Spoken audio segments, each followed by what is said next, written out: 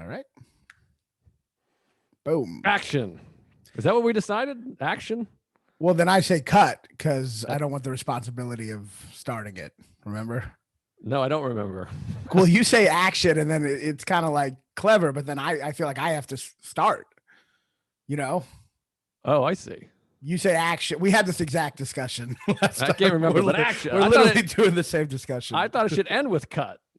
Oh, I thought you were saying cut. Well, yeah. All right, I'll say cut at the end. That's fun. Action. There was one. Oh, it was the Coen Brothers one where I think your computer went out. People were really happy with the ending. Yeah, they really liked that. Yeah, we were like, I don't know what's going on. All of a sudden, you disappeared, and it was me just being like, all right, see you later. Well, it's a little like No Country, the ending. Yeah. Actually, that's what we should have done. That we should have like had one of us tell a dream and just like abruptly cut off without an ending. That'd have been cool. Well, and this one we could just talk like fucking idiots. Well, we could just have pre-written lines ready to say without any hesitation. By the way, yeah, Aaron Sorkin just had, I don't want to jump right into it because I wanted to talk about a couple other things, but every line in his movies, I mean, you had the best way to put it, but he's got a lot of like mic drop moments. It's all all like, whoa!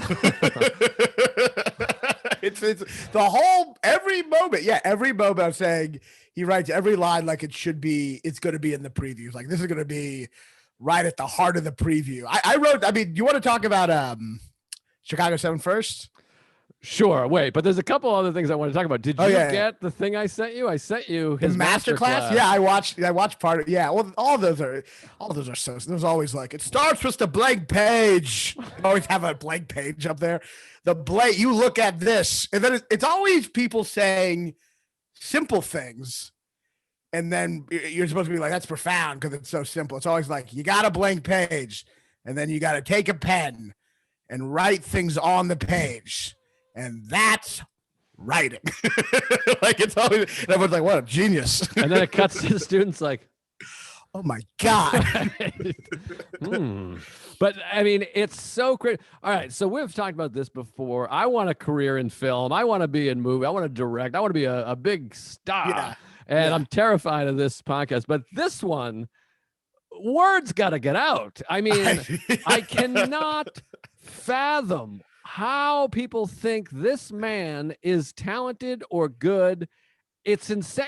There's nothing in the history of American entertainment that has more baffled me than people watching this man's work and being like, that is good writing. To the point, I'll do one over you. I think anyone who likes Aaron Sorkin must be a little douchey because they must be that kind of person who thinks they're so witty at all times. Because this is how Aaron Sorkin writes. For me, dialogue should be like you're communicating shit. It's awkward. It's sloppy. It's real. For him, it's all what George should have said in The Office right then. It's all what someone said. And then later on, you think about the perfect line. It's like, what if you had that line immediately?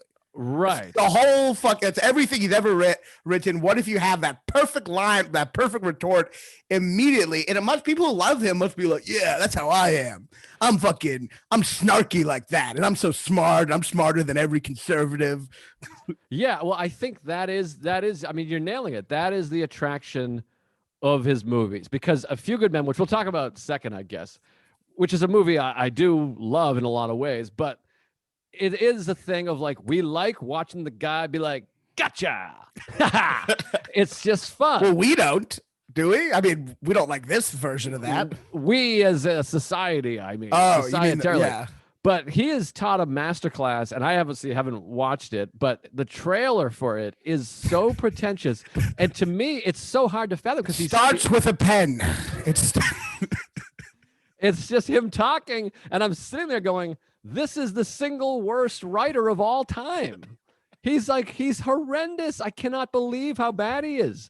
And it's just mind-blowing to me that he's like lauded and considered great. He's the antithesis of Robert Altman. Don't you find? Oh, I mean, 100%. Like 100%, yeah. Where Altman, everyone's interrupting each other and there's four people talking at once. That never happens in any fucking Aaron Sorkin. No one's ever like, wait, what were you saying?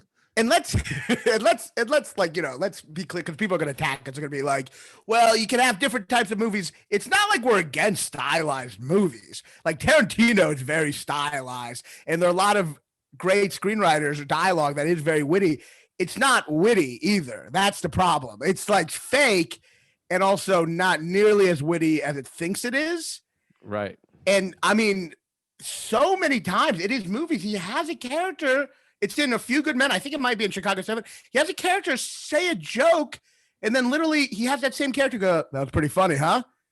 And then the other person's like, "No," and he's like, "That was pretty funny." It's like you're literally writing your character or another character say what you just wrote was funny. Right, right. Like it's like a level of like. Have you ever heard of this movie Malice that he wrote?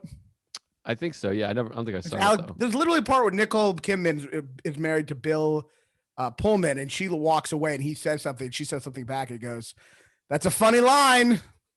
I married a funny woman." It's like Aaron Sorkin just wrote a line that he has another character he wrote compliment the line he wrote. Yeah, I bet. Why should just jack off? Just show him jacking off in footage. That should be his whole movie. Just him masturbating. Don't you think he must just suck to hang out with? Yes. Like, I watch these movies and I picture like having drinks or dinner with him and just being like, "All right, shut up. You suck. You suck, dude." What if he's really awkward and stumbly in person? He's like, "Hey, you suck." And he's like, "Well, hold on. Well, you're not so cool either." He's just like that, completely inarticulate. Maybe he is, and that's why he writes like that. Like it's interesting because I want to talk about David Mamet soon because I've been on a big Mamet kick. And David Mamet's another guy who's similar, but in my mind, pretty great. In that he writes, he's a what do you call a playwright turned movie writer turned director. I think Aaron Sorkin maybe directed. Oh yeah, he directed Chicago 7, didn't he? Yeah, and he's directed a couple of movies, and he was a playwright too. A Few Good Men was a play. Yeah, that's what I said a moment ago. You're right. I think you just said Mamet was a playwright. I'm saying I'm naming the similarities. You dildo. Well, if this was a Sorkin movie, I'd have a really good retort right now. But unfortunately, I'll have to say it later when I think of it. Well, anyways, so they're similar. And David Mamet also has a very stylized, interesting thing. They call it Mamet speak, where people keep repeating themselves and it's kind of like halty and it's hard to get used to. And some people watch it and they're like, "This is bad."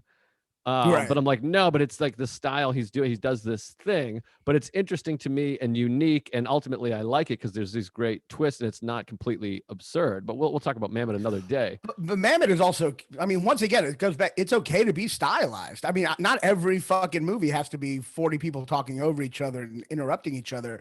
But he's also not witty. Like, that's the main issue. He's not witty. Mamet has like a hilarious line. There's one play where someone's like, "Nothing's black and white." He's like, "Nothing? What about a fucking panda?" Like, it's just like ridiculous, goofy lines, you know? But like, is that line bad? I feel like I like it. I thought I was going to really crush with like, that. I'm like, like Apollo. Oh, shit. I was a crush on Zoom with one person quoting a Mamet line, but yeah, but like it's always him. He's literally just a guy who thinks he's wittier than he is, and there's no self-deprecation, and everyone is him. Everyone is either him or evil. That's the other thing about this movie. How can one of the greatest screenwriters be someone who only always depicts good versus evil in the most simplistic terms? Exactly. It's here comes the bad guy. And he's a bad guy being bad. Not just bad, but dumb. He always has to be dumb too. Right. And also, I always find this fascinating. It took me years to realize this from watching movies, is that a bad script, a bad writer can make the greatest actors bad. Like you watched, I was watching Under Siege, which people like as an action movie. It's a fun action movie. But you watch Tommy Lee Jones, who I think is like unbelievable, like The Fugitive, No Country for Old Men. You're like, this guy's amazing. You watch him in that movie and he's got like spiky hair and he's like, "I don't know, man, it's crazy." Or you're saying he's doing that on purpose? No, but this actually brings up another thing I've always felt, which is Tommy Lee Jones is this amazing actor who, whenever he plays like a bad guy, goes so fucking cartoony and bad. It's like every movie. Have you ever seen Blown Away? Where he plays like the IRA guy. He's just like, he literally does like evil laughs. Him as Two-Face and Batman. He's just, for some reason, he's the greatest understated actor who, whenever he plays a bad guy, is the worst actor of all time. It's just a weird thing with him. Could it be that all the bad guy movies are bad scripts though?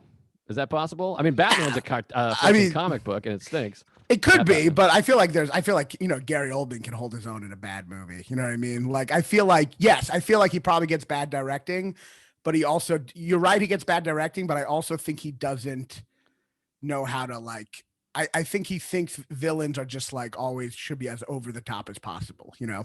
Yeah, that being said, I just watched the newest Gary Oldman movie, which is like a prescription medicine thriller with Army Hammer or whatever. I thought you were going to talk about Mank. I thought you were saying like prescription sleeping medication or something. The most boring movie of all time. Mank I liked. You didn't like it because you're not. You liked Mank? But I liked Mank. Mank was good. Well, I like Citizen Kane.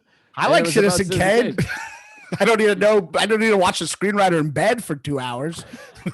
It was fun. There was some fun stuff, and it was cool and interesting. I'm not saying it's not boring. I'm not saying it's my favorite movie of the fucking year. Although this year, maybe it was. I mean, it was a bad year, real bad year. What is your favorite movie this year? I really liked. Well, you hated. We alluded to it before. The Assistant, I thought was great. You hated it because you're an idiot. Well, I actually literally everyone I've talked to said it's great. So now I'm like, should I watch it again? I don't know, but I still think I stand by that. That and Palm Springs, I loved. I thought that was fantastic and fun. I don't get why we can just keep on just stealing Groundhog's Day. What do we all decide Groundhog's Day is just a genre? Like it's a movie. You're just stealing. Groundhog Day. Groundhog Day? I believe so. Groundhog's Day. I guess you're right because there's not more than one groundhog. Yeah, it's not his day. It's the day of the groundhog. Well, it is his day. Groundhog Day. Groundhog's Day. I think it's Groundhog. You are right, but I think it should be Groundhog's Day because it is his day. Well, whatever. But don't you think that the movies are very different? I think it's actually a little short-sighted to be like, ripped off Groundhog Day. To me, that's a little bit like being like Saving Private Ryan. It's just ripping off the Dirty Dozen. Literally. I think that's, it is just a guy and a love interest repeating over and over again. I don't know. I feel like that was Groundhog Day, but whatever. Palm Springs was fun. Very, very similar, and I prefer Groundhog Day. Obviously, there's similarities, but it's a much different. That's where the similarities sort of end. I think the plot. We should do a Groundhog Day episode. Just do all the Groundhog Day movies. Yeah, that's not bad. What's the third one? The fucking Edge of Tomorrow, and the TV show, but Edge of Tomorrow. Oh, I didn't watch Edge of Tomorrow. I don't give a fuck about. But let's go back to Sorkin because yes. Chicago 7. This is like when Pauline Kael tried to review Harold Pinter's Betrayal, and her review was literally, I walked out of the movie. I couldn't sit in it for 20. Like that was her. She wrote it. Like your review is that you couldn't even get through it. Now there's a reference a lot of the fans are picking up. They're like, "Oh, right, of course." Pauline Kael reviewing Harry Pinter. No, so Chicago 7 is a movie I saw. I didn't even see clips or previews. Just seeing like stills of the movie, I was like, I hate this. With like the fake afro, the whole idea of it, that whatever filter they use, where it looks just cheesy. They use like the cinematographer is bad. Like the way it looks like shit. It's like this is the 60s or the 70s or whatever. And then, by the way, there's a new thing that's happening a bunch where like they don't use enough extras, so it's like a big rally, and you can see there's like 30 people there. It's like so clearly they're on a back lot, and there's like 35 people like in like fake wigs. I don't. Well, that's gonna happen more and more now with the pandemic and shit. Exactly. So. Just knowing there's a movie about the Chicago 7 and it's written and directed by Aaron Sorkin, I don't need to. You don't want to be closed-minded, but I'm like, I don't need to see this. I'm 100% sure it sucks, and I underestimated how bad it could be. I mean, this so bad shocked me, and the fact that anyone thinks it's good, I'm like, I can't be friends with you. It does make me respect you a little less. It also, but here's the thing, it was nominated for Best Picture, right? Yes, and a bunch of other shit. I think screenplay and director and whatever else. And Sacha Baron Cohen, was he nominated for his impeccable British, Jewish, retarded, deaf Boston accent? His accent has like every type of voice rolled into one somehow. It's wild. And I was like, does Abby Hoffman also sound like a deaf? like Jewish Boston, whatever. And I looked it up. No, he's a completely normal voice. None of the British actors in here, and I think Sacha Baron Cohen is good. None of the British actors in here know how to do an American accent. Even Mark Rylance, who's amazing. Like, what accent is that? Was Kunstler? It seems so fucking just a British guy trying to hide his British accent. Is Mark Rylance amazing? Because I saw him in Bridge of Spies, which the Coen brothers have their name on, and that movie's a bag of wet shit. But he's good in it. Yeah, he's great. I love him. He's really great. Well, but like he cannot for some reason do a British American accent. You know, like am I wrong? It seemed like just Britishy, right? I didn't think he was trying to do an American accent. I thought he was just a British guy. I mean, it's an American lawyer, I believe. I did research on Abbie Hoffman, but I'm pretty sure Kunstler's just an American, you know? Does Abbie Hoffman have a thick Boston accent? Because he's from Worcester, which isn't even Boston, by the way. No, he sounds like a stupid hippie. Like it's nothing like fucking Sacha Baron Cohen sounds deaf. And like it's just like it's a very bizarre accent. I think he's good, but he does not know how to do an accent. Yeah, well, I think sometimes the Boston accent is the accent that fucks actors in the ass the most. I mean, I think I've probably told this story before. I went to see 13 Days. I think that was what it called, the Cuban Missile Crisis with Kevin Costner. Yeah. And I saw it in Boston, and like the first line of dialogue, there was an audible like, oh God! Like everyone was like, fuck you! Like everyone went crazy. It was just so bad. But I think these actors, it's like they go to Wikipedia and they're like, okay, he's from Massachusetts. I think that's kind of like this, but also it's a little British. And you're like, what is happening here? It's all right. I got my Boston accent. It takes a spoonful of sugar. It's just like, yeah, it's fucking. It's just like, just don't do it. Well, I guess I guess the problem is he's British. I don't know. Maybe like if you can't do, I like Sacha Baron Cohen, but if you can't do the accent, maybe get someone who's not British. Well, also the Boston accent is incredibly similar to a British accent. That's where it's from. They're both, it's Bath, Ka, you know what I mean? Like they're very similar. Yeah. It's derivative of the British accent. You think that would actually help. It's easier for a British person to do that accent than it is for someone from fucking Nebraska to do it. It's baffling to me. And this whole movie, I think, was it literally felt like a backslapping tweet that was just turned into a movie. It was like every virtue signaling tweet rolled into one movie. It's just patting itself on the back the entire fucking time to the point where Don't you feel like it's taking advantage of the woke movement, the politically correct movement? Yes. It just goes, I mean, I guess essentially that's what you're saying, I guess, but it's just like, oh my God, this is perfect timing. We'll do it. It'll be about blacks cops, and the government and war and protest. We'll say some of the same phrases. The whole world is watching. Like any movie that's like, look how relevant this is. It's just an obnoxious thing to do. Like, it's okay to have a movie be relevant, but like this movie is just fucking aggressively relevant. It's like just fucking in your face relevant in such an obnoxious way. And again, like we talked about last week with whatever that bullshit, Nomadland, was you can see, I can see the room with all the suits going, okay, guys, we got a lot of protests. People are unhappy. Where's that script for Chicago 7? Remember that script we had with the try? Get it. Just book it. Get somebody cool. Okay, yeah, he's doing well. Throw him in there. This is perfect. This is great. BLM protest. Pump it out, and it feels like they just jammed all the ingredients into a fucking machine. And it worked. It got nominated. People love it. It worked. That shit worked. That's the problem, is that it fucking works because people want to be pandered to. And also, it's like my big issue is like you have people like Abbie Hoffman, you have all these like activists, and a nuanced movie would look at even though obviously Vietnam was wrong and those activists on the right side, even though that's true, there's still so much narcissism that goes into being that kind of publicity stunt political activist. And why don't you make a movie where you show where narcissism and good intentions can kind of be intertwined? Why don't you make a movie about that instead of just going like, nope, Abbie Hoffman's not a narcissist at all. He's actually the wisest guy in the fucking room. Like it's so simplistic that it's just like all people on the left are all great people and everybody on the right is a piece of shit. When we both know that there are fucking opportunistic narcissists on both sides of the fucking court. Like, that's the whole point. Like, it doesn't matter which ideology you are, but the idea that everyone who has the right ideology is also like just a saint is such bullshit. Now, if you had said this in the first episode, you could have avoided a lot of negative comments, but instead you said John Hughes is racist because he's a conservative. But I agree with this point, makes perfect sense, and I agree. Yeah, well, I am a liberal fucking person, but I also recognize, like, you got fucking, one of the big problems in life right now is we need to realize that just because someone has your same ideology does not mean they're a good person. Like, we need to realize, like, there's good moral behavior that goes outside of ideology. And like, we're so like convinced that if you're on my side, even if you're mean to people, if you're on my side, if you're a liberal, then that's somehow not bad. And that is a big problem. No, of course.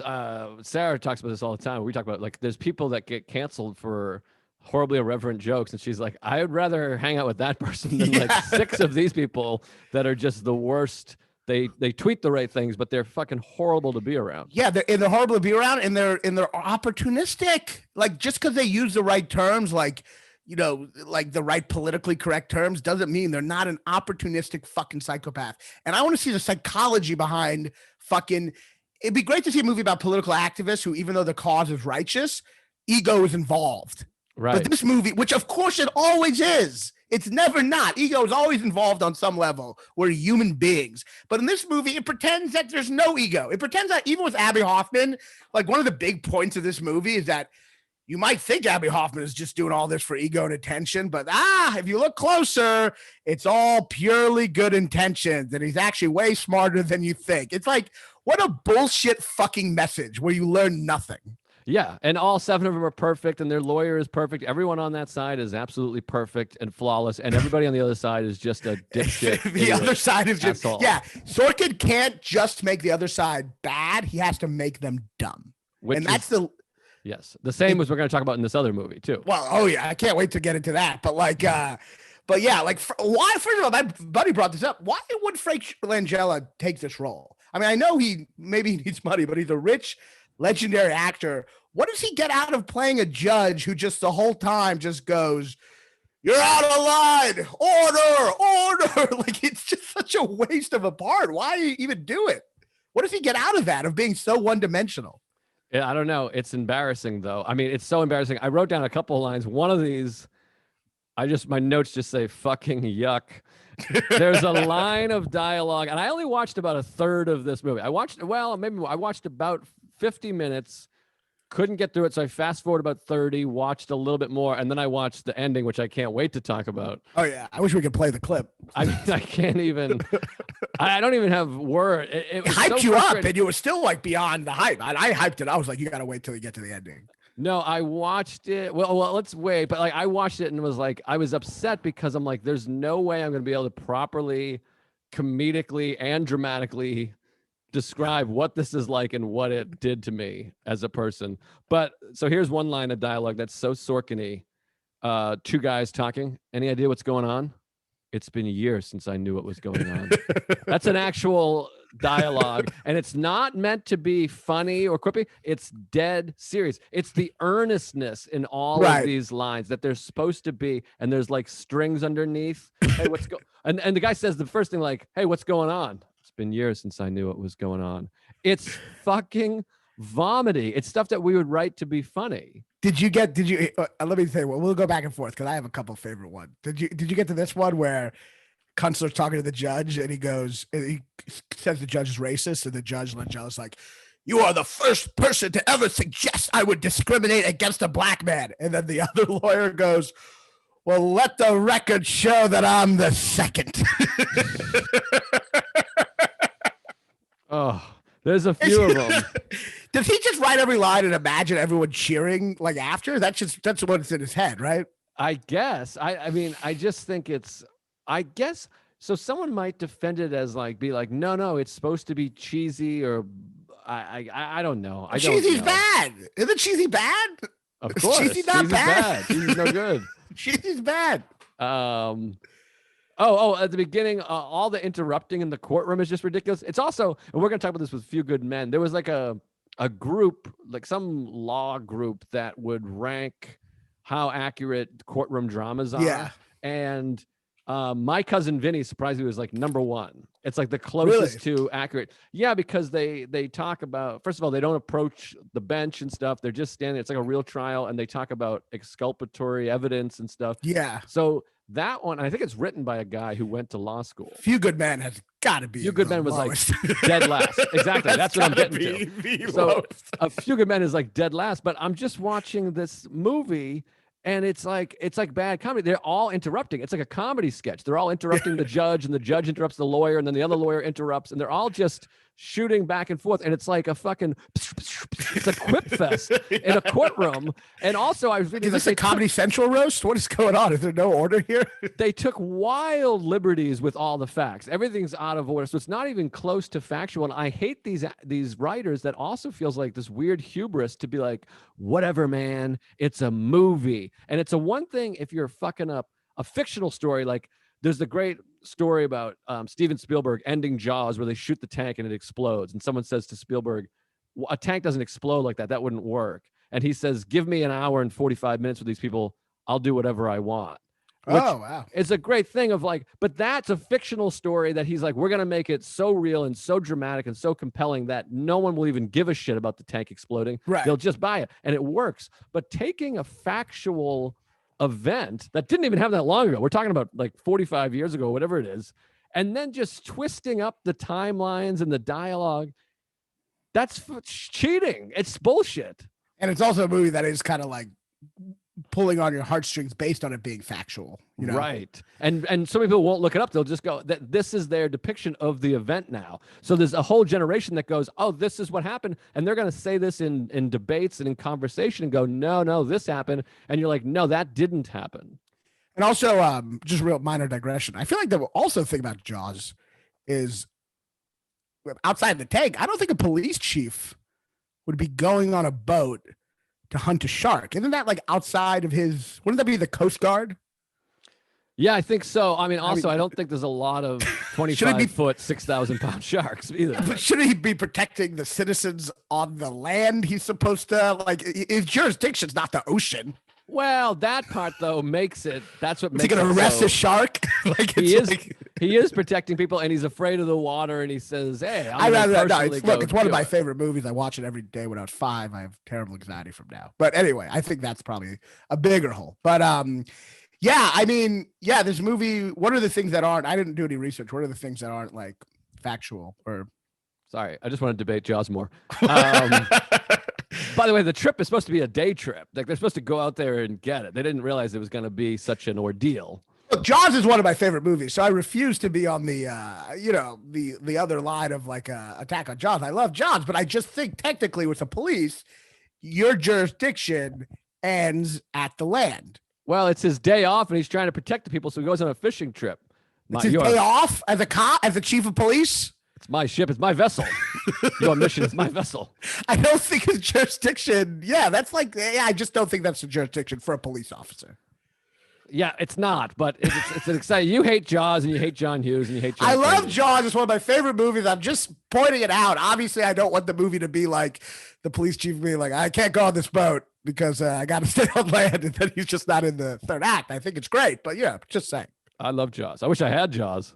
But anyway, sorry. What were you saying? Yeah. We were bringing it back to Chicago 7's bullshit. Well, yeah, I want to bring up some other awful lines. Well, first of all, okay, so this is one of the people say Sorkin is like the Shakespeare of our time or some shit.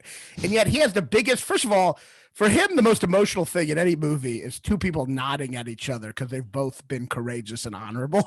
Like that's like the height of drama for him. Just me going like, and then you going like it's like we're both just like. But here to me is the ultimate. Ooh, this will bring it back to another Spielberg movie. Here's to me the ultimate. They say he's a great writer, yet he does the biggest cliche of all time in this fucking movie, which is a new movie, Few Good Men, whatever. That's old. This is a movie from this year where he literally has Tobey Maguire, Joseph Gordon-Levitt, or Elijah Wood, whoever it is, come into the room and. Topher Grace comes into the room and Rawls or whatever the guy, you know, what's his name?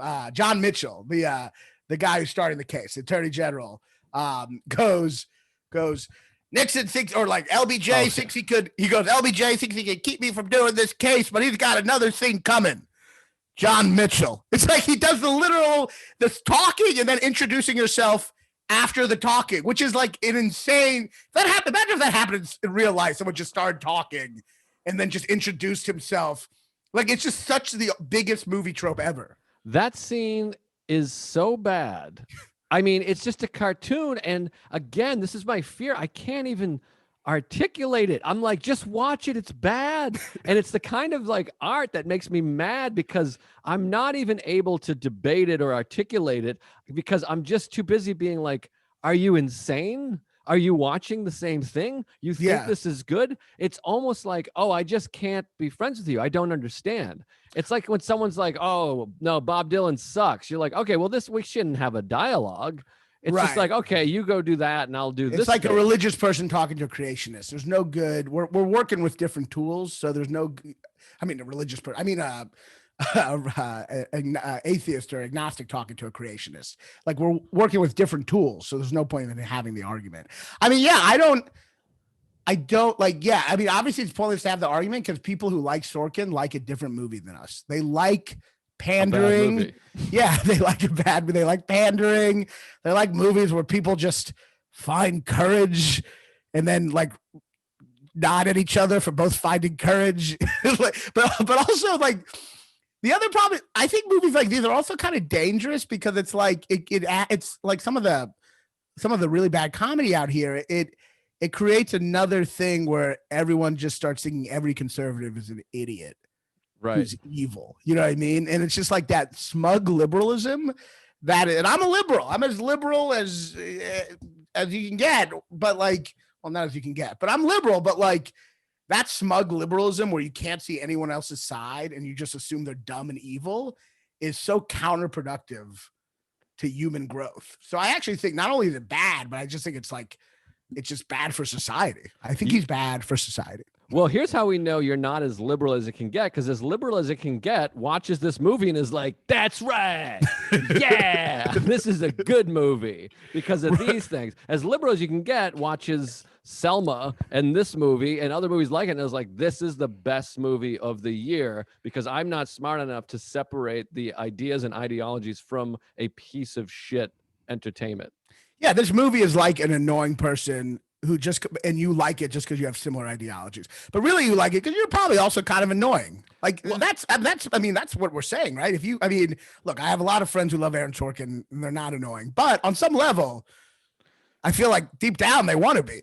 Yeah, and exactly. And like you said, people that love these movies, I think, see themselves as that's me. Yes. I'm that lawyer. I'm the guy that stands up with his fist and is like, we're stopping the evil guy. But which is such an enemy of art because I want to see movies that make people look real and human and flawed and then see myself in them. Like, I'm also a flawed human being full of contradictions. I don't want to see a movie where I'm like, I'm also great. like that's that's what it's such a, to me, just the anathema of everything I look for in art is just like that pandering sense of superiority. That's what he's going for. Right. I mean, like, well, Casablanca, which is, considered like the great movie of all time, one of the great movies, and it is, and it's fun. It's like, this guy's like a piece of shit, but in the end, he's like, obviously you guys gotta go and whatever, fuck it. Right. I mean, you're watching like a guy who's shitty and grizzled and upset and mean and shitty, and he's gonna do the right thing at the end. Right. And you're not sure if he will. And this is just like, you came in thinking all conservatives were assholes and morons. It's one thing, honestly. It's like one thing to show that they're pieces of shit, but to also act like they're all dumb, which is 100% not true. So many Republicans in Congress, you can make a case for them being pretty awful, but they are certainly not dumb. You know what I mean? Some of them are, but like to also have dumb is just so fucking simplistic. But which brings us to A Few Good Men, I say. Yeah, hold on. Let me see what else I got here. Oh, we haven't talked about the last scene. We got to talk about the last scene. Oh, the last scene. Yes. Because it is the single worst scene in the history of film. It's so funny. And Sarah had the best line because I watched it and I was like, Sarah, you have to watch this. The end of this movie, it's the worst piece of filmmaking I've ever seen. Everyone should go to Netflix right now and fast forward to the last 5 minutes. And it's so insane. And Sarah had the best line. She's like, it feels like two Muppets should come out and like walk by, because it feels like a kid's movie. Like I just watched The Smurfs with my niece and nephew. It feels like The Smurfs because it's so over the top. The judge says, paint the scene in case some people watch this who haven't seen it. Yeah. The judge is like this cartoon character bad guy throughout the whole thing. Order. So he's one of those guys. I mean, he really is. He's like, I just watched Smurfs. Sorry, go ahead. I'm sorry. That's Frank Langella. Right. Yeah, we talked about that. The father. That's the guy who played Anthony Hopkins' role in The Father on Broadway. Okay, gotcha. Okay, right. So that guy, the judge, is like Gargamel in The Smurfs, which I had just watched 3 days earlier. It's that like, what? And like you could feel him like going down the drain. He's like, I'll get you next time. That's what it feels like. It's literally a cartoon. Well, also before I'm watching again, it's like, so he's talking to Thomas Hayden Church, whatever the fucking, the guy who plays Eddie Redmayne? Stephen Hawking, yeah. He's talking to Stephen Hawking, who says every line in this movie the exact same way. Like he's just like all full of emotion. But he's literally talking to him and goes, now look, if you respectfully say something respectful right now and don't go on this big speech that gets everyone riled up, I'll go easy on you. And then Eddie Redmayne's like, so if I'm respectful right now and don't have this big moment, you'll go easy. And he's like, I'll go easy if I'm respectful. If you're respectful. But well, guess what? But also, first of all, he sets up the thing by being like, I think you're going to be a respectful member of society, which is written knowing that this guy is going to go on and become a senator or whatever the fuck he did. Yeah. So it's written with that. And he goes, you're going to be great. And he gives him 3 qualifications. It's got to be brief, respectful, and not whatever. And then there's like a little comedy Sorkin dialogue that sucks. And Eddie Main's like, what was the third? And it cuts to the judge. He goes, brief. And it just, he says it's so fucking just deliciously bad. Well, every scene is literally the scene in Good Old Hunting was like, you like apples? How do you like these apples? Exactly. Every scene is someone walking into something, and then the person could have it's all dependent. They're prepared for something. It's all dependent on the answer the other person gives, which they know they'll give, which is 100% Few Good Men at the end is you like them apples times right. billion. But right. So then the judge literally sits back like, here we go. I'm gonna really. Oh, all right. What I want. Here it comes. Here it comes. Give me the thing I want. Give me the thing. And then this is where it's bad filmmaking, not just writing, because Sorkin is now directing the film, and the guy immediately goes in and which they alluded to earlier. It's the old thing. If you see a gun in the first act, someone's getting shot in the third act. All back, baby. So he's said earlier he's keeping track of every name of everyone that dies in Vietnam, and immediately the guy, Eddie Redmayne, starts naming off people. And the moment he names the first one, the music comes up so fast that I thought it was a mistake. I thought my TV was broken. He's like, died, Raanan Hirschberg. And he goes, and immediately a row of people, 5 people, stand up one at a time, perfectly in session. They all go like one at a time, stand up with their fists. One guy holds his fist the whole time, and then the whole time the judge is going, order, or he's like, he looks like Mr. Belding. It's literally like Mr. Belding in a says it like hell. 40. He's like, order, like order. He won't stop. He's like banging his gravel. It is literally a parody, but it's not a parody. It's exactly. And the music comes up, and then slowly, one by one, everyone stands up in the crowd. And then the prosecutor even stands up, and his partner's like, what are you doing? And he's like, it's called respect. And then the other prosecutor leaves in a huff. Oh, fuck those Vietnam veterans. Fuck those people who died in Vietnam. Fuck them. Even though I'm... So the way Tobey Maguire / Daniel Radcliffe says it's called giving respect, the way he says that is so fucking, it literally, you know what it looks like? It looks like in a movie when they show a clip from a movie, it's like the bad Hollywood movie in the movie. It feels like a bad Hollywood movie they're showing in a much more realistic movie. Not to mention people start cheering. That's how much Sorkin wants everyone to cheer in the audience. He shows people cheering in the movie at what he did, just to be like, now it's your turn. Cheer for what I did. It's insane. There's another moment I forgot I wrote down, courtroom moment that's such bullshit, so cartoonily bad, where the lawyer says something and then the judge says, is there an objection somewhere? And he says, yes. And he goes, on what grounds? He goes, everything I just said. And then it cuts to one of the defendants and he says under his breath, overruled, and the whole courtroom joins in. Everybody in the courtroom all says overruled.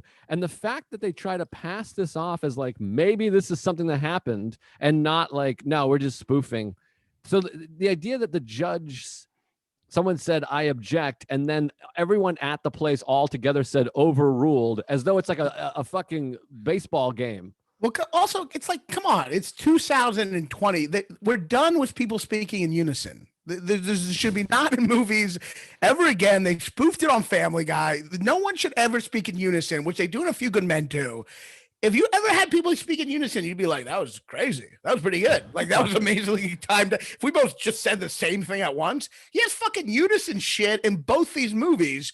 And it's like, that should not, maybe A Few Good Men, it was the 90s. We're all dealing with tropes, but there should be no unison anymore. No, especially in a courtroom drama where like, so every single person in the court was like, fuck it, I'm just going to yell out right now at this moment. I'm going to risk getting kicked out. Everybody all did that at one time. All right, let me read some other, because really the best way to make fun of this movie or criticize it is just to say the obnoxious lines and let them speak for themselves. Here's a couple other ones. You might have missed this. There's a part where Michael Keaton, like Eddie Redmayne's telling Michael, did you get to that scene? Did you see that scene where Michael Keaton comes in? No, I saw that he's in the credits. I missed him, and I love Keaton, but he's sure great, and he figures out, he's such a good actor. He figures out how to survive. But like, it's like there's a part where Eddie Redmayne's like, you got to try and find some courage, and Michael Keaton then like a couple minutes later does this like courageous thing, I guess, kind of, and then he just turns to Eddie Redmayne and goes, "I found some." All right, that's one. That's a real line. This will be fun. You haven't watched it, so you don't know. There's another part where they kick a juror out. They tamper there's a juror who's clearly like for a liberal who's for them getting off because they know she's reading James Baldwin, so they're like, yeah, she's on our side. And then the other lawyers basically what it suggests, they send a fake thing from the Black Panthers to her, so she gets off the jury. I saw that. I did see that scene. But that part where she's walking away and the lawyer goes, keep reading James Baldwin, it's like, yes, I love James Baldwin. I love James. He's one of the best, but just to have a guy say, keep reading James, just to have that whole, like, you're on my side, we're on yours. It's just so fucking obnoxious. It's everything wrong with fucking liberals. It's in this movie is everything wrong. The superiority, that we're all good. There's no ego with us. Every right-wing person's a fucking moron. It's just so, it's just like, it's divisive in a bad way. Yeah, it feels like this movie represents everything there's so much wrong in our society right now, and this represents everything that's wrong on the left. Yeah, just a fucking, yes. This would have been a fun game, is to do that thing where they do on like some shows where you do 3 lines of dialogue and I have to guess which one is made up. Because that would have been really fun, actually. Well, I thought you'd watch the movie, but I couldn't. I tried. I mean, I physically couldn't, which is an old Roger Ebert, who everyone knows I love, has said, like, it's not, your life is not worth watching an entire bad movie. Yeah. Like, it's not worth spending that time. This movie's like 3 hours long. So I just am like, I get it. I understand. It's a piece of shit. It sucks. There's no way it's going to turn around. That's insane. All right. Well, let's talk A Few Good Men. Right. So Few Good Men, unless do you have anything else? No, that's it. I think that's it. I forgot. I mean, we'll get to the end later, but I totally forgot A Few Good Men. The whole plan at the end is dependent on Jack Nicholson being retarded. Like, I forgot that is the plan. I mean, we'll go back to it, but like going back to the whole, like, not only is the bad guy evil, but they're also dumb as shit. This is like that. It's like, can't you just give a bad guy some intelligence at least? It's like the whole plan at the end is for Jack Nicholson just to be like, of course I did it. I don't care about getting caught. I'm an idiot. I have no. But anyway, let's like, I mean, like, Few Good Men is very, I will say this. It's the corniest movie I've seen in a while. I forgot how fucking corny it is, but it is entertaining. It's entertaining, it's fun, and it at least has the feel of like we're making a classic courtroom drama. Yes. It feels like a 50s movie. It's well structured. Like Chicago 7, I guess it's just not, there's not much drama in there. It's just kind of like, yeah, this movie's like, yeah, this is cheesy as fuck, but there's like a story and there's mystery and excitement. And, you know, I'm not crazy about Tom Cruise, but he is charming in this movie. He's charming. I like Tom Cruise. I think he's good. And it is, this movie at least is, first of all, it's one of these things like we've talked about with a lot of movies, Cocktail and Field of Dreams. Well, Field of Dreams, I do think is a great movie, but it's one of these movies that I loved as a kid. And so when I watched it when I was 10, it came out in 92, I think. So I was 10 years old. And that's who Aaron Sorkin writes for, is the person with the mind of a 10-year-old who's like, oh, they got him. The good guys are back. That's the kind of movie I wanted to watch. I wanted to watch comedies are this way, where it's like, okay, here are the good guys and here are the bad guys. And you know the good guys are going to win. It's like a comedy for children. Yeah. Kind of like, all right. Yeah. There's no question. And there's nothing confusing. You're like, okay, it's completely this and it's completely that. Coyote is not just bad, but he's a moron. Wile E. Coyote. Oh, I think you meant like Peter Coyote. We're not on E.T. We're not on a first name basis. Mr. Coyote is also an idiot. Yeah, he's bad, but he's also a fucking moron. Yeah. Yeah. So it's, and I have that thing of this was like a movie I loved when I was a kid, and it's a movie that felt adult and mature. It was like, oh my God, it's a courtroom drama, and I understand it. And it's great, and so I love it. And so I felt mature. Yes.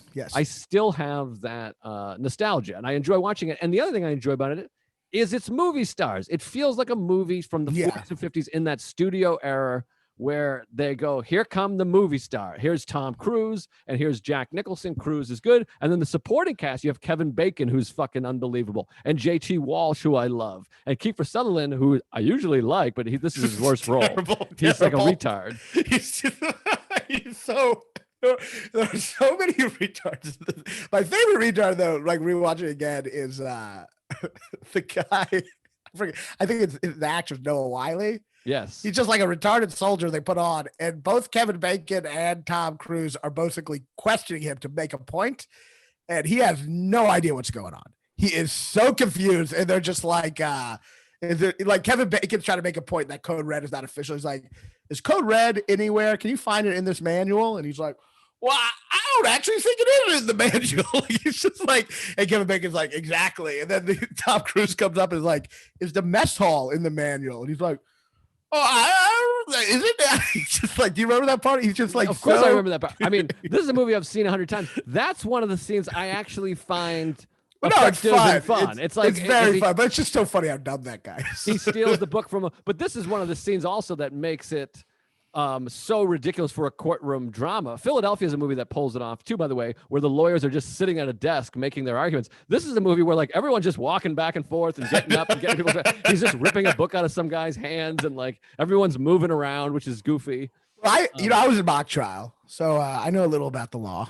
And I was in mock trial for a couple of years, and I have no point to bring up about mock trial. I just want to put that in there. But it is interesting in this movie that Tom Cruise has never been in a courtroom, and yet the minute he's in there, he's fucking Johnny Cochran like immediately. Like he's never been in a courtroom, and the first thing he does, most confident. It'll be interesting if the movie at least showed like him being like a little like I mean, it's his first time ever in a courtroom, and he's literally in the first scene just like he's just like so fucking like this amazing lawyer. It's just like a little bit of a shock, and then he does the cockiest move in the world. He begins his opening statement while sitting down, like he doesn't even get up. Remember that? He's in the chair, and like Kevin Bacon had a speech, and then it cuts to Tom Cruise in the chair, and he's like, both of my clients are innocent, and I'm going to prove that very quickly. And then he gets up, which is like a comedian, their first set ever. They like sit on the stool. It's just like a very confident move to do right away for someone who's never been in a courtroom. And then he literally stands there afterwards by himself and is like, so this is what a courtroom looks like. We're having fun. It is very fun, but it's also very stupid. Yeah, it's ridiculous, but it is fun. I mean, you have Nicholson, with his big cigar, and he's like, they show him like he's already in the middle of a story, and he's like, So then they submitted to a camera crew and they ran away in their panties. And he's got a huge, and his head is cut off. It's like an extreme close up. So here's where we're going to maybe disagree. I love Jack Nicholson, and I think he is very fun in this movie. And I think he's very miscast in this movie. And maybe it's just a memory of every Jack Nicholson role, but he's just too crazy to feel like he's really like a colonel, you know? And I feel like I feel like you needed a Gene Hackman for this role. Jack Nicholson is just too like just out there, I think. But that's the movie. It's a play. I mean, I feel like they're all out there. I mean, everyone in there. I mean, it's a cartoonish movie, and that's what we're saying. He writes like a cartoon, and Nicholson plays it like a cartoon. But I don't completely disagree. But I agree. I disagree in that it's made like that. It's a fucking cartoon movie. It's tough because it's like Jack Nicholson is so fun to watch. So I'm like that he's in here because he's so fun to watch. But like, you just don't ever I don't know, maybe it's a memory of all his counterculture movies, but there's just something about him in his actions that just doesn't seem like he's really in the military. Well, he's written that way. He's written ridiculously, and it's almost like disrespectful to it's disrespectful to like the military of like this guy is like a 4-star general. He's just be like the guy. Which goes back to the ending. These are like the most disciplined people in the world. And don't get me wrong, I have some issues with the military, obviously, for different reasons, but they're not fucking morons. I mean, maybe a grunt is a fucking idiot, but not this guy. This guy's like the highest level of fucking the military. And there's such a lack of empathy for like the other side that he can't even on a base level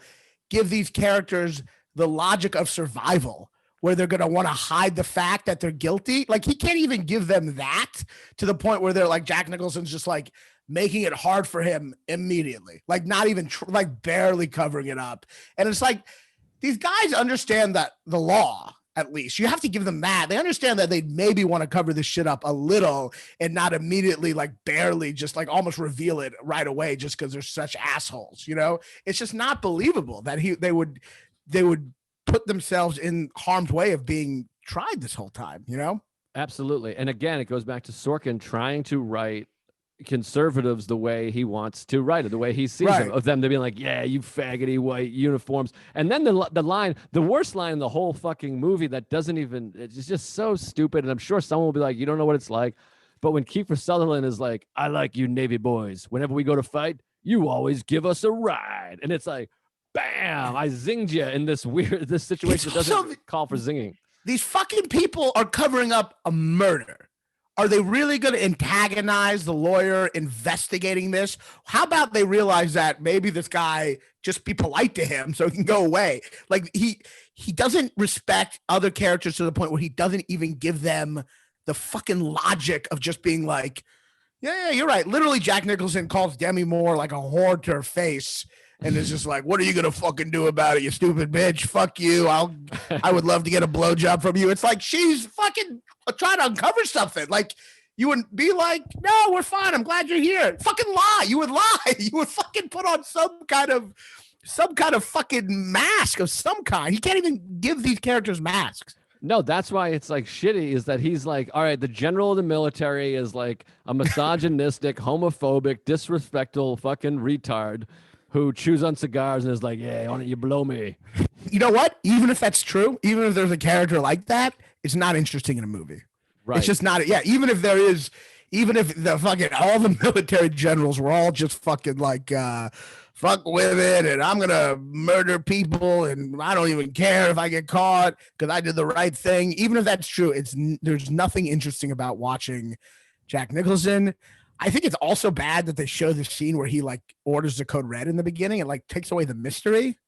Right. I find that scene like kind of bad too, that they just have him like reveal it all right away. Well, it gives a lot of it away, and it's funny because I was reading some review. I didn't get a chance to watch it but I've watched it. I know every fucking line to the movie.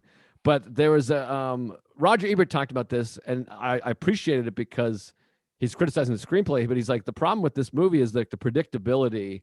And he's like, it's the problem with the movie starts with the screenplay, which I was like, thank God somebody's criticizing this guy, which by the way, it's Sorkin's best screenplay, I think. He hadn't gotten as Sorkin-y at the time, but he's still, yeah, you know what I mean? But anyways, he's like, they give away the strategy. I know. Like it's literally hand fed. And he's like, the writer, you can feel it. They have to explain every little thing to us. And like, that's what we're saying is like, all right, this Keeper Sutherland, he's a retarded bad guy. And JT Walsh, you could see he's the good guy. Now we came up together. There's that whole speech where he's literally laying it out. You and I started together. I've moved faster than you, so I'm smarter than you. And JT Walsh is like, oh, he got me. It's such a bad scene. It's like, just take that scene out. Like, you don't have when you're doing like a mystery and investigation, you don't have the second scene being like the guy going like, well, I'm the one who murdered him and we got to keep this hush hush and no one talk about it. Anyway, go back to everyone investigating this mystery. Like, it's just like a bizarre scene to have. And also once again, just a bad. I'm so sick between this and Jesus and the Black Messiah. I'm so sick of watching, and Jesus and the Black Messiah is so much better than any of these movies, but I'm so sick of watching the overtly evil white guy behind the desk. Just right. Not saying, and I'm not saying they can't be evil, but can they at least hide it somehow? Or like, I don't know, just give it some nuance. Yeah, exactly. And then, sorry. So I just wanted to finish that last part. It's like that. Oh, sorry. The climax, they literally give away the climax. Like they say, like, all right, here's what I'm going to do. I'm going to get him to say yes, the thing. I'm going to admit it. So they give you the strategy, which takes away all the tension. And of course, he's going to win because it's set up that way. This is the good guy. That's the bad guy. So it is weird to like the night before, he's literally like, all right, I'm going to go at him so hard that he admits it. And then that's what happens. It's like if Matt Damon, there was a scene before, he's like, I'm going to ask him if he likes apples. And I bet he's going to say yes. And then I'm going to say, how do you like these apples? Wish me luck. Here we go. That's exactly it. And then also Ben Affleck goes, hey, if you feel like he doesn't like apples, don't ask him. You know what I mean? And then he'll look at me right before you do it, and I'll let you know. Yeah, it's like, well, once again, it's the pandering thing. It's like he makes it so much about honor. He takes away the suspense to the point where like, he nods, first of all, right? He nods to 50 different people in this movie in that like moment, but like right before he brings up the Jack Nicholson, which by the way is the craziest thing to ever do. Like he shouldn't be doing this. Like right. He should not. If you haven't seen the movie, his plan is they have nothing.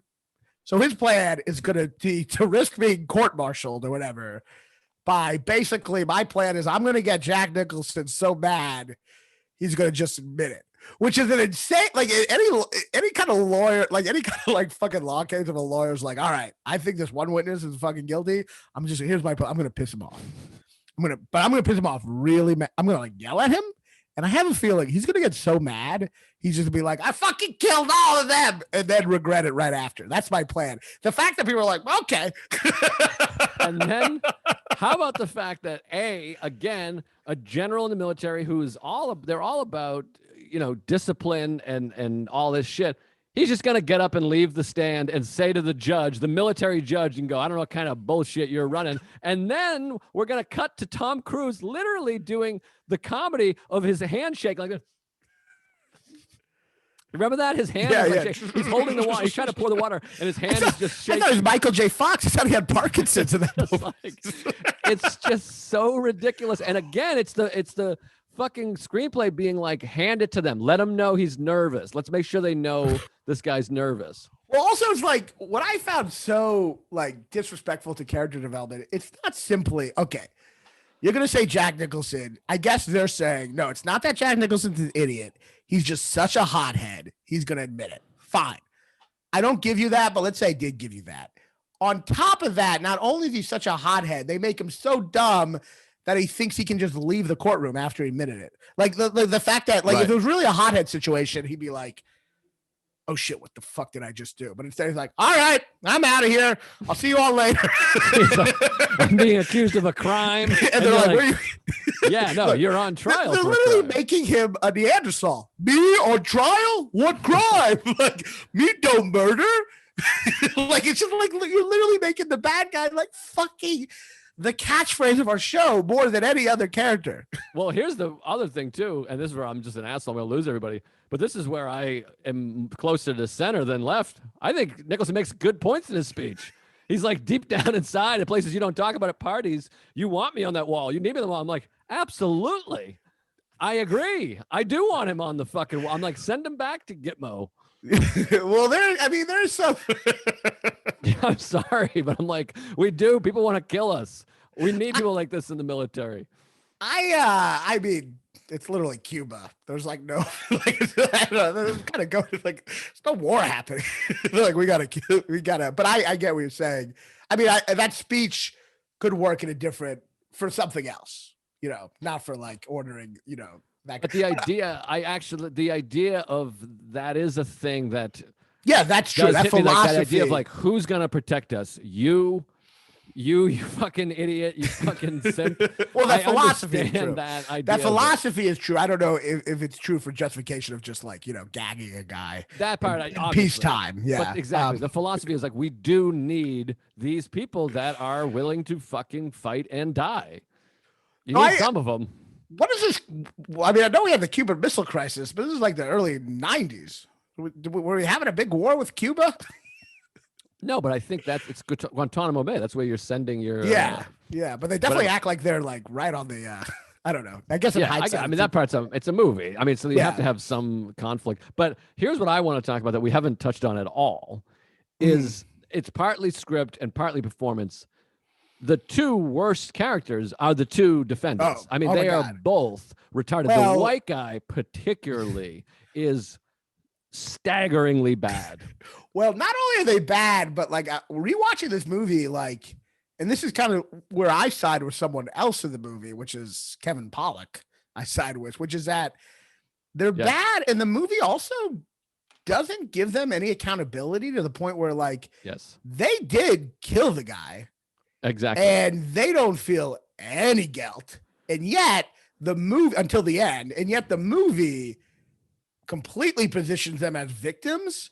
Absolutely. And there's no moral conflict there. And then at the end, they're like, no, now that I think about it, we didn't kill the guy. Maybe we should have been the Marines. And it's like,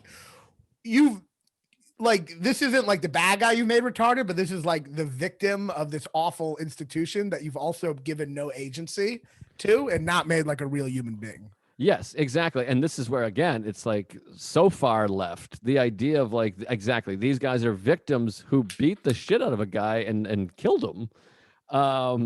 It's crazy. Weaker. Yeah. Like what Kevin Pollak's like, they beat up and picked on a weaker kid and now he's dead, which is also, they're barely talking about the guy Santiago who fucking had like asthma and died a horrible, tragic death. And it also just like, and I'm not saying a movie can't have them be assholes, but it clearly paints them as the victims. But then you're watching it, like the movie is definitely like, these are the victims. And you're watching it going, this is a much more complicated story that they just don't go into. And nothing those two guys do make any sense. Like the fact that he's very respectful to Tom Cruise and then he's just yelling at him in the next scene. It's just like weird. It's just like inconsistent to his character. Like I get that he's like, doesn't like him, but you'd think that kind of guy would still like, he's like fucking like screaming in his face. You know what I mean? It's just like an inconsistent character. And it's like, he was helping out the guys. Dawson was helping out Santiago, feeding him. Right? Mm-hmm. When he was hungry. And then he's ordered to give a code red and he does it and he kills the guy. But then he doesn't seem to feel guilty about it at all. Just none of those things make sense character logistically.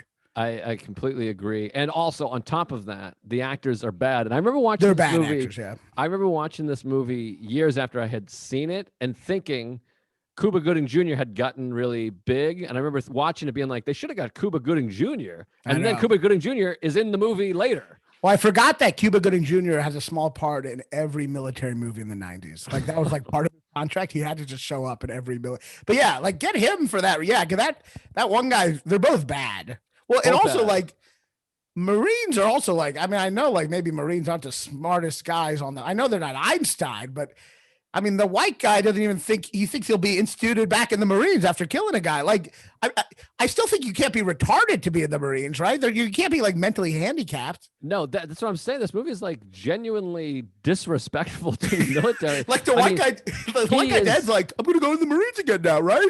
What does it mean? What does it mean when they said honorable discharge? What the fuck do you think it means? Do you not know anything? No, and that's the thing too, is again, talking about character continuity, he's written as this guy who's like a slave to the military. He loves the military. It's his life. But yet he doesn't understand any of the terminology or anything that's going on. And then they actually write him and spoon feed us as like, he'll only speak if you address him, and he does anything black guy says. He that's how he's written, is like he has this one little buddy. Dawson. He does anything one black guy says. He'll do whatever he says. Well, I don't know the actor's name or the character. You didn't say the black guy. You're like, anything black guy says. I think I said the black guy. Whatever. It doesn't matter. But I'm in a hotel just shouting this, but he does. They literally say that, like, if he says something, he'll do it. He follows him. He's literally written and portrayed like an actual retarded person, which is, again, it's like, this guy is a fucking Marine. He went through boot camp. He understands the military. You cannot get to that point and be a complete fucking retard. Me not in the military at the end? What do they mean when they said I'm no longer in the military? Explain it to me. Explain it to me, even though I'm supposed to be defending our country.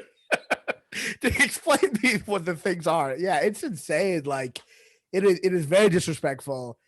It is, and once again, it's not like you can't say people in the military could be bad. It's just like, give them some respect of intelligence. You know, it's just a more interesting movie. He literally has the guys on the bottom being just like not even understanding how words work. And not understanding that you can't kill a guy and then just go back into the, like, they're just not understanding any of that. And then he has the top guys be so angry and dumb, they're not trying to even get away with it. It's so just like, it's just so disrespectful to character development, to the logic of characters, you know? Right. And it's just like annoying to see Jack Nicholson at the end, like this great villain in movies, just be like, trying to punch Tom Cruise. And it's just like, it's annoying to see a great actor being reduced to a Neanderthal. Yeah. Well, I think I'm kind of on the nose here. It is written and depicted like a kid movie. I mean, even the big climax, which works as a film, it builds to this moment. We know it's exactly a kid's movie. We know who the good guy is. We know who the bad guy is. We know what the good guy is going to try to do. And you have to be a child to be like, is it going to work out? Yeah, because any adult goes, okay, obviously this is going to work out. But that moment of like, you want answers, I want the truth. You want answers, I think you can't handle the truth, whatever. Yeah. It is a fun thing, but it feels like we're watching, Rookie of the Year or fucking The Sandlot or whatever, which is the same as Chicago 7. This guy writes movies that are shadow children's movies. I think I think what you said before is a perfect explanation of him. As a kid watching it, you're like, this is an adult movie. But then you realize it's a kid's movie. All Sorkin movies are kids movies that wear the mask of adult issues. But they're all good versus evil, happy ending, kind of easy fucking answers. And they're all like that. I mean, The West Wing is literally like, tell me a bedtime story about if there was the best liberal president ever. It's just like a liberal wet dream. It's like has no relation to the reality of politics. So it's just like, it's just fantasy. Yeah. And this is like, yeah, it's incredible how like, I forgot how dumb. I mean, this movie's fun and I really like Kevin Pollak. For some reason, I like Kevin Pollak a lot in this movie, but it is amazing how like dumb this movie is. Like, I forgot how dumb it is. Pollak is good, and Kevin Bacon is great. He's fun. Bacon's great. He's on point. Yeah, it's a good movie. I mean, it's just bad. It's just bad. Yeah, I mean, there's also that other terrible exchange where Kevin Pollak yells at Demi Moore. I mean, I know it's a play, so but it's the worst kind of play where like people go, people always have to explode some truth bombs. In plays, everyone's always yelling truth bombs, and the part where like Demi Moore and Kevin Pollak are arguing with each other and Kevin Pollak's really mad that Demi Moore fucked up. And then he walks away and she's like, why do you hate them so much?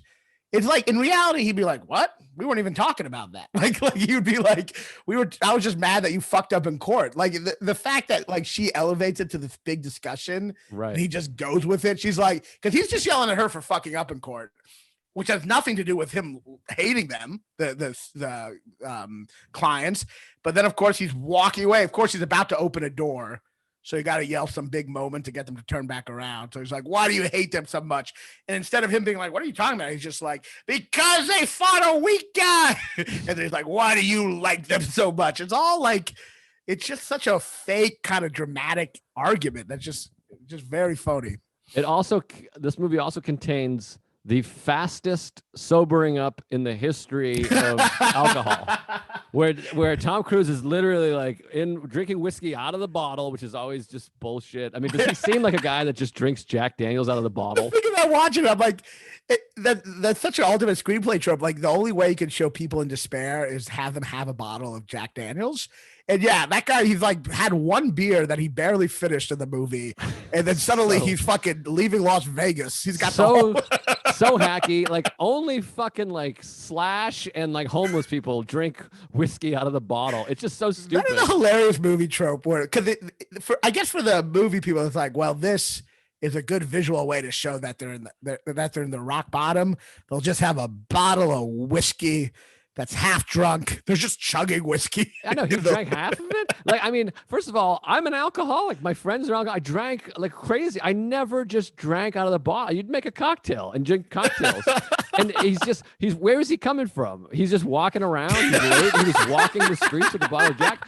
And then he has this speech. He just went to the Kevin Pollak is like, you're better than your dad. You're great. Your dad. I knew your dad. I mean, which is just so cliche and hacky. And someone, by the way, side note, some critic had another good point. It's exactly the opposite of Top Gun. Yeah, I was thinking that. Well, so the algorithm of all Tom Cruise movies is you have Tom Cruise has a beta bitch friend.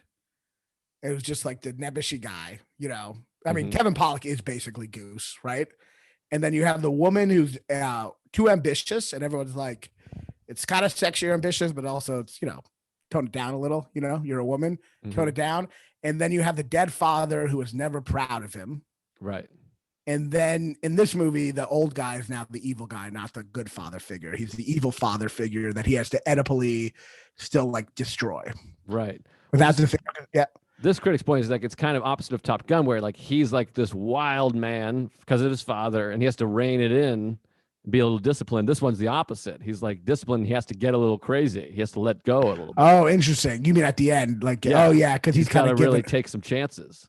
Oh, yeah, that's a good point. Yeah, that's a good point. But he's but the way I see it, he's still kind of like the maverick in the military. Like, he doesn't give a shit. Yeah, yeah. Which is also just a joke, too. It's a weird place he's like constantly in the military being the wild one. It's like, maybe you shouldn't be in the military if you want to be the irreverent wild one. Maybe don't be in the military. Right, maybe you're at the wrong place. Not a great place, yeah, for that personality. But anyway, so he's drinking a bottle of Jack Daniels and he's shithoused, and then he's like, your dad's great, he would have loved you. And then it just cuts to him like, okay, so here's what I think the plan is. We call up this guy, like he's just dead sober, which is just bad writing. It's just ridiculous. You didn't know that if you're super drunk and someone says your father would have been proud of you, you immediately sober up. You didn't know that? No, this is what really would have happened as somebody that drank a lot and has father issues. Somebody would have been like, if your dad had seen you, I'd have been like, fuck you. Don't fucking talk about my dad. You fucking Jew, fucking homo. You know what I mean? Called a fag and be really awkward. Yeah. Later on, you'd be like, I'm not actually anti-Semitic. I'm sorry. I was just angry. Yeah, I mean, it would have been a fist fight. You're bringing up my fucking dad, you fucking piece of shit. It's just ridiculous. Do you think he went to the liquor store before that? I was like, give me a bottle of Jack Daniels. I'm at my rock bottom. And I need to show people that. It's just like people bringing up sensitive issues while you're drunk. It never works out of like, thanks, man. I appreciate it. Well, it's just that go-to trope is like screenwriters. I mean, this is an old movie, but I've been victim of this too. I've written a lot of scripts, and you always got to have the person at like that dark night of the soul, right? And your immediate first thought is, well, he's got to be drunk. like it's just like it's hard because the other option is just like we should show him being very upset, but like it's hard to do that like so that it's your first choice and it's visual. You have the bottle, but it does not work. It does not make sense. It's just silly writing, but I think we nailed it. I think it's very much like kids' movies. It feels very cartoony. I think if you're going to show someone drinking a lot as like a rock bottom in a movie, it needs to set up that they have alcohol issues before, right? I mean, that's what we're talking. I feel like that's the only way it's justified. You can't just like, we can't just pretend everyone's an alcoholic when things go bad. Also, it's also weird and annoying, and this is just nitpicking, I guess, but that like he found out JT Walsh is dead, and he doesn't like go home and tell his partners like, hey, we got a fucking serious problem. He's dead. He's like, let me go out drinking for several hours and not show up first. I'll do that first. And not even bring it up when he comes in. Just kind of let it like, let them say other shit so he can kind of be like, sure, let's do that. But he like buries the lead. Yeah, no, that's hilarious. Yeah, it's super lame. Also, it's like Jack Nicholson's like, he can't handle the truth. I feel like Tom Cruise would just be like, obviously I can. I'm investigating you for the thing I think you're doing. I can handle it. You know what I mean? It's just like an insane thing to say. I mean, yeah, it's I want to see if I had anything else. It was yeah, it's I forgot how much cheese was in this movie. A lot of cheese, and also it works. It's a movie, and this is where I keep saying it's like a '50s courtroom drama where you have your big stars and you're on set. But like the end where he's like, I'm a lawyer and an officer, and you're under arrest, you son of a bitch. It's like, okay, contempt of court. You can't just. He's just calling him a son of a bitch. Well, I'm like Aaron Sorkin at the end. If his movie ends in a courtroom at the end, it gets parody level bad. Like that's like his biggest weakness. Like if you're watching an Aaron Sorkin movie and it's in a courtroom, you're basically watching a scene from Mr. Show that they just don't realize it. I mean, literally. He like leaves, he turns to the Dawson, and Dawson finally gives him that salute. Like it's just like, and you have the patriotic music. No, first of all, no movie should ever have American patriotic music in it. It's just lame. It's just lame that you're doing that. And it's like, and then he tells Dawson, you can still have honor even without the it's just gross. You don't need a uniform to be proud. A tat hut. He literally does that. And as the antithesis of earlier when he shoves his hands in his pocket, what happens to saluting an officer and he does like a little power face hand in the pocket.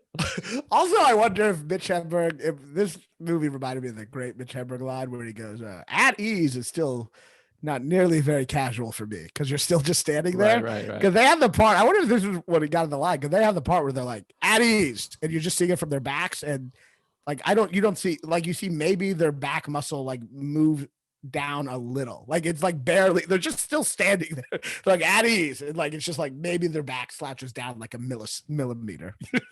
Right. Wait, there's something else I wanted to say, but I can't remember now.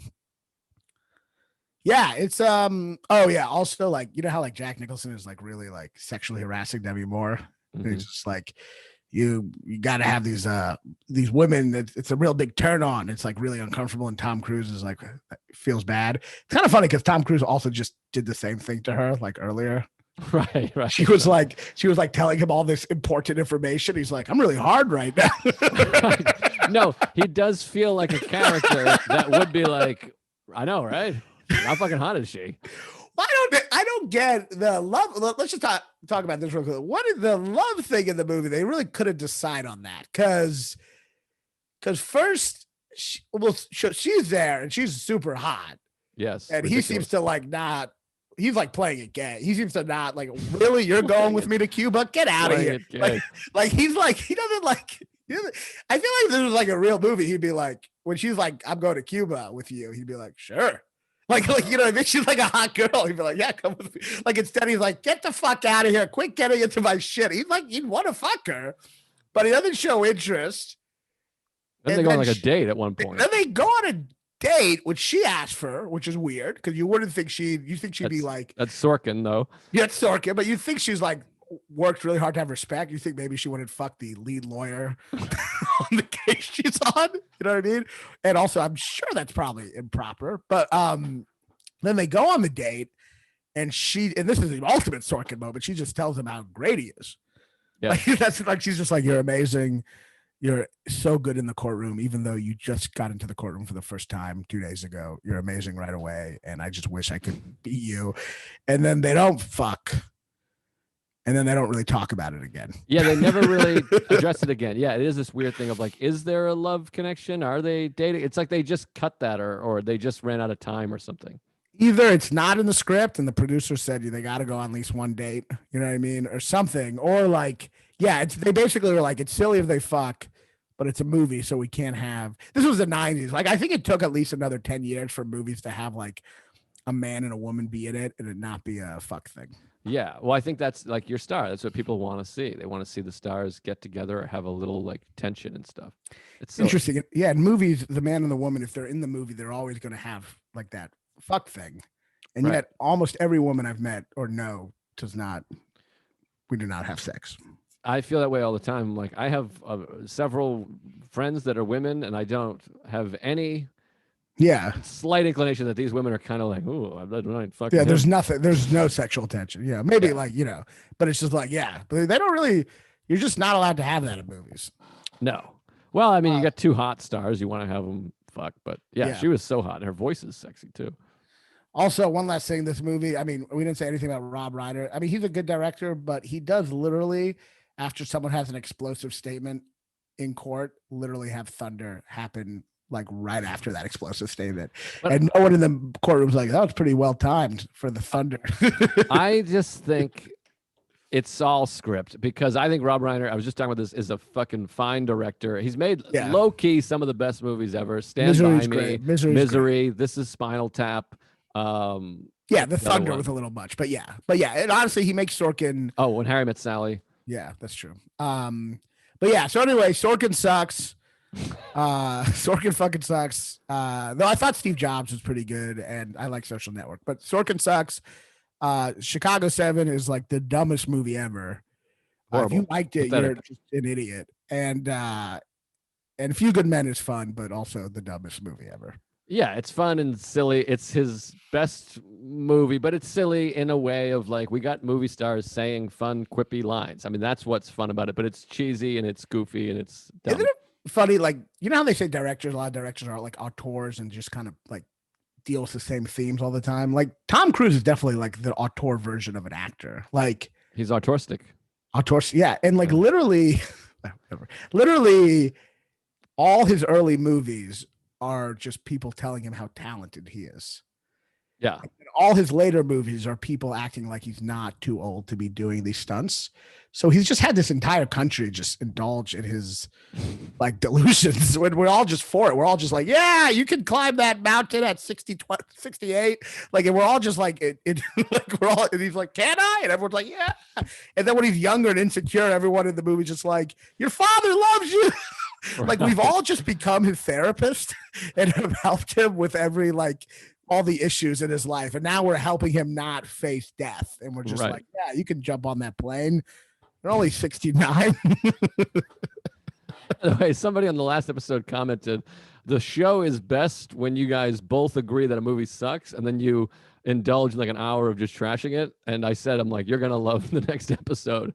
And so at least that guy, he's going to just cream in his pants for this. We haven't had a shit talk one in a while. I'm starting to feel a little like, oh, we're going to get like, I mean, I don't look at comments now anymore. No, now Nomadland we crushed. Oh, that's right. But I also feel like everyone we don't have the kind of people who listen to this who are like, fuck you, Nomadland was great. You know what I mean? Like, no. Well, one person commented and said, I'm not ready to hear you talk bad about Nomadland or something like that. But comments are better for me, right? What? Yeah. Comments are good. Definitely don't read them, but just assume I'm telling the truth. All right. No, the comments have gotten much better. It's great. People, we got it down to people that love the show, because the hundreds of people that hated you stopped listening. And now it's just people that like you. So it's good because we got me to have us lose a bunch of fans. Yeah. Now we're down to yeah. We narrowed it down to a nice small group. I just put gum in my mouth for some reason. This is where I'm like an addict. I just bought a pack of gum the other day because I had a cigar and I was making out with a couple dudes. So I brought gum. But every time I look at it, I just put a piece in my mouth. I don't even want it or need it. You don't even know who the fuck you're talking to right now. It's like disgusting. I'm like leaving Las Vegas with gum. I will finish an entire pack in like 22 minutes. Yeah, wow, that's crazy. I mean, I'm like that with cum. If I see a guy, just blow him as fast as I can. Do you ever swallow gum? Which one? Gum? Do you ever swallow gum? No. I have swallowed every piece of gum I've ever chewed. That might be You might want to cut that out and see if you shed a couple lbs. I don't I don't think it's if you're eating 22 pieces of gum a day. What's the difference? You're saying if you're swallowing it, you're gonna gain weight more so than just chewing it and spitting it out? Are you saying if you take that's how food works? Yeah, if you consume it, yes, you might gain weight. If you are you saying out, if you don't, you take the food? Oh, okay. I mean, that's am I gum fat? Well, you might always, be. You look gummy. People always. Do I look like a big piece of Big Red? You look like chewed up orbit. Look at this. That's you. People always say the gum swallowing is bad, but it's never affected me. I mean, I have diarrhea a lot, but it's never like affected me outside of that. Like I don't. Well, you don't know what's affecting you. I mean, like if you're eating cheeseburgers every day, you could be like, it's not affecting me. I'm walking around, and then you die of colon cancer in 6 years. Shit. Yeah. All right. Yeah. Stop swallowing gum. How hard is it to just spit it out? Is it really bad that I was like, all these people in this movie are stupid? Aaron Sorkin makes all these people look stupid, and then the episode ends with she going, "Stop swallowing gum."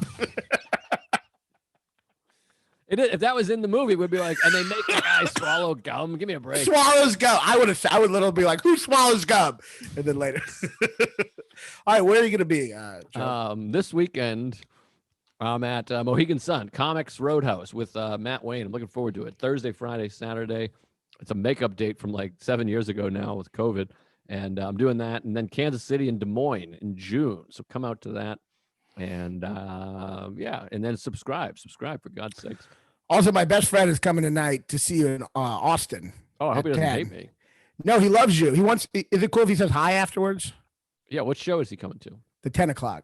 All right, great. Yeah, I'll probably go out and meet and greet. My family will be there. My wife. All right, cool. Yeah, he's gonna say hi. He's a big fan. He likes you more than me, and my best friend. It's upsetting, but I will be. I'm just. I'll be at Soul Joel's or one of them, Chemong, New Jersey, on May 22nd. Chemong. I'll be in Chemong. Me and Caitlin are co-headlining Chemong, New Jersey. I have no other information. I don't know what that is. Yeah. And then I'm doing the Rogue Island Comedy Festival, May 28th and 29th. Beautiful. And other than that, I'm at the Cellar. I'm at New York Comedy Club. Come see me. I don't, put up the dates, but yeah. Well, this was a fun one. This is good. Yeah, I had fun. I had a great time. I got to go eat. I'm fucking starving. All right. Well, I'll let you go. Yeah, great fun. All right. Cut.